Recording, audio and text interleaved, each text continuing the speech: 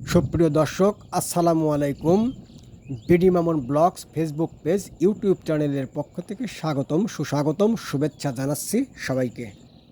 বন্ধুরা, বাংলাদেশে গত 5ই আগস্ট 2024 কোটা সংস্কার আন্দোলন ওরফে বৈষম্য বিরোধী ছাত্র আন্দোলনের ছাত্র জনতা ও প্রবাসী ভাই বোনদের ঐক্যবদ্ধ সংগ্রামের ফলে বাংলাদেশে গত 16 বছর সরকারে থাকা শেখ হাসিনা সরকার শুধু উৎখাতই হয়নি, প্রাণ বাঁচাতে বাংলার লক্ষণ সেনের মতন পেছন দরজা দিয়ে পালিয়ে গেছে।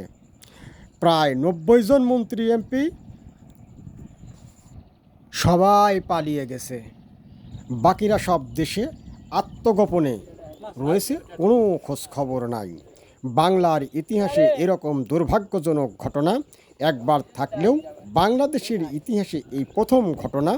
স্বাধীনতার 54 বছরের ইতিহাসে জাতির পিতা বঙ্গবন্ধু শেখ মুজিবুর রহমান সহ একাধিক রাষ্ট্রপ্রধান হত্যাযজ্ঞের শিকার হয়েছেন। আবার একাধিক রাষ্ট্রপ্রধান বছরের পর বছর জেল খেটেছেন। টানা 16 বছর সরকার পরিচালনা করা একটি রাজনৈতিক দল ছাত্র জনতা আর প্রবাসীদের রোষের মুখে, অর্থাৎ অরাজনৈতিকদের ভয়ে মাত্র 1 ঘন্টার ব্যবধানে পালিয়ে গেলেন।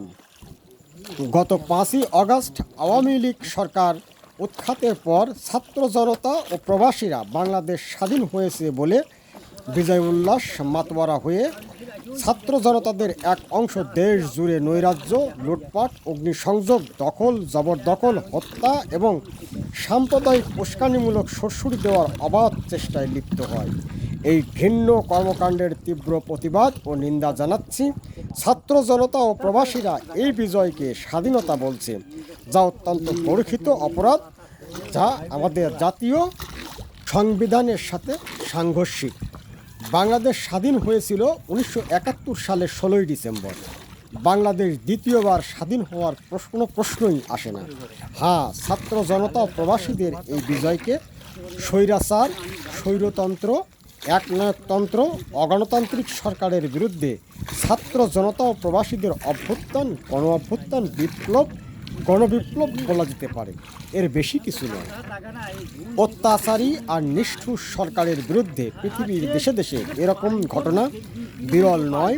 আগামীর পৃথিবীতে এরকম ঘটনা ঘটবে না তা কিন্তু নয়। তাই আমরা আমাদের 30 লক্ষ শহীদ ও লক্ষ লক্ষ মা বোনদের সম্ভ্রমের বিনিময়ে অর্জিত স্বাধীনতা দিনক্ষণকে পদদলিত করতে পারি না। 1971 সালের 16ই ডিসেম্বর বিজয় লাভের পর যতগুলো সরকার রাষ্ট্র পরিচালনা করেছে, সবগুলো সরকারের থেকে শেখ হাসিনা সরকারের অর্জন এবং অবদান সবচাইতে বেশি বলে মনে করা হয়। যদিও এই সরকারগুলোর ভেতরে বঙ্গবন্ধু শেখ মুজিবুর রহমানের সরকারকে গণ্য করা বা ধরা হয় না। 1971 সালে 16ই ডিসেম্বর বিজয় লাভের পর 75 পরবর্তী যে সরকারগুলো বাংলাদেশ পরিচালনা করেছে, তাদের মধ্যে সবচেয়ে উত্তম এবং রাষ্ট্রের জন্য একনিষ্ঠ কাজ করেছেন শেখ হাসিনা সরকার। শেখ হাসিনা সরকার দেশের জন্য পার্বত্য চট্টগ্রাম শান্তি চুক্তি করে বাংলাদেশকে দ্বিখণ্ডিত হতে দেয়নি। ভারতের সাথে ছিটমহল বিনিময়ের চুক্তি করে বাংলাদেশকে এক ভূখণ্ডে পরিণত করেছে। ভারত মায়ানমারের বিরুদ্ধে আন্তর্জাতিক আদালতের মাধ্যমে সমুদ্র সীমা বিজয় করে 1952 সালের 21শে ফেব্রুয়ারি আন্তর্জাতিক মাতৃভাষা দিবস অর্জন করেছে, এমডিজি অর্জন করেছে। দেশের অবকাঠামো উন্নয়নের কথা বলবো কি? যাদের চোখ আছে তারা নিজেরাই বলুক, বাদ আছে কি?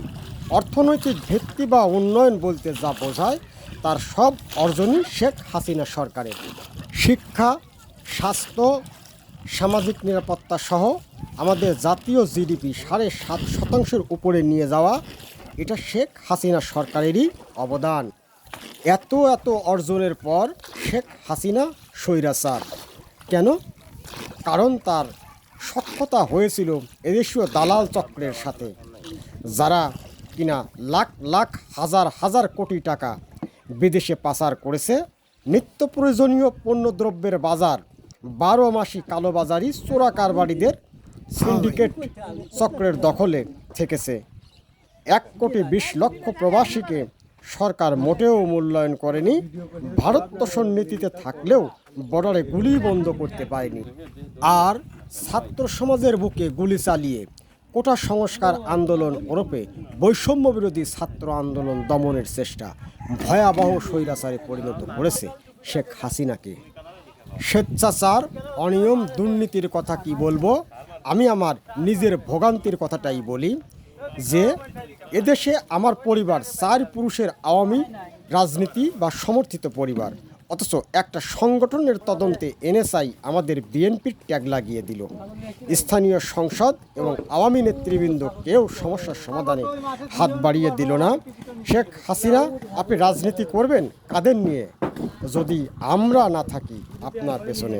সামান্য একটা সংগঠনের অনুমতি পাই না, আমরা হলাম আওয়ামী পরিবারের লোক। আশ্চর্য। বন্ধুরা, পৌঁছে গেছি। সবার জন্য শুভকামনা জানিয়ে একেবারে শেষ মুহূর্তে বিদায় নিচ্ছি। দেখা হবে, কথা হবে।